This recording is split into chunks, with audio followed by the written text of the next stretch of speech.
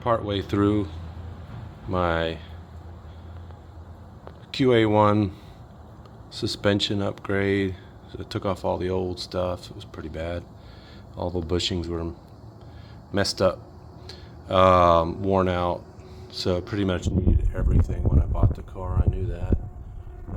So I got these tubular front end, the tubular A-arms, uppers and lowers, and I'm currently waiting on parts. Jegs taking a while to get the new spindles. I decided I needed new spindles because at some point in this car's life they put these called metric calipers, metric brakes. They're like off of 80s or late 70s, early 80s Malibu or something. And this tie rod end was running into my 14-inch wheels, which is fine because I plan on going back to the 18s.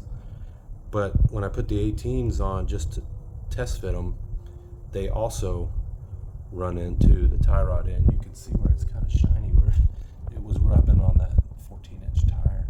But the 18-inch tire also, or wheel, rubbed, which kind of surprised me. So I've ordered some spindles that are more like what would have come on 68 Camaro if it were a disc brake car. And hopefully that's going to solve that issue. I hope. Otherwise, I don't know what wheel I can run on this thing.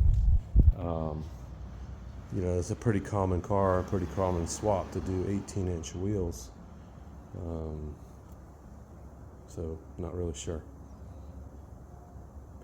And I'll show you the parts over here. The old stuff's pretty bad. Here's the old stuff, the original style A-arms.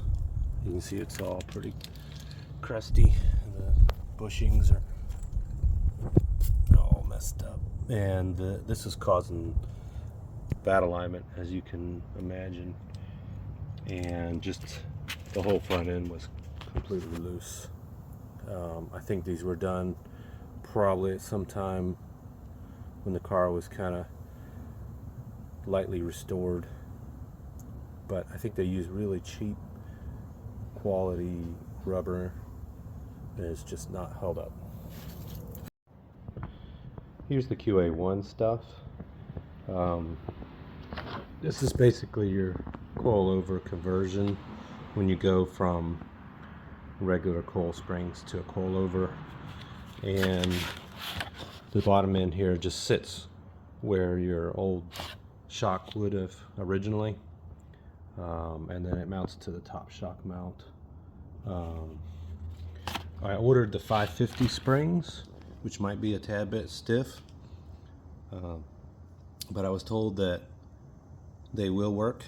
I'm going to try them out. If they're too stiff, I may end up going back to 400 or 450 if it's available. But yeah, just waiting on the other parts. The new spindles from Jegs and the 1.25" sway bar. So I want to upgrade the sway bar too because it had a really small one on it. Yeah, just kind of hurry up and wait.